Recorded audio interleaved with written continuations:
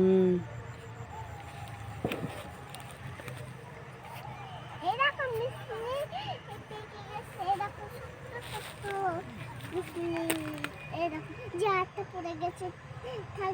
তুমি যেন পিছনে পড়ে যেও না। এই দেখো, এটা খেতে হয়। এটা কি করে খেতে হয়? রান্না করে। এই দেখো, আমি হাতে নিয়ে দুটা দেখাচ্ছি। এই দেখো, আর দেখাবো, দাঁড়াও দেখাচ্ছি। ওইটাই পোকা আছে, এটাও পোকা আছে, এটাও পোকা আছে, এটাই। ওরে বাবা গো, ভয় দেখবে। দেখো সব পেটে গেছে। ও দেখো, কালো কালো কি বলো তো? বিসলি কালো খেতে হয়।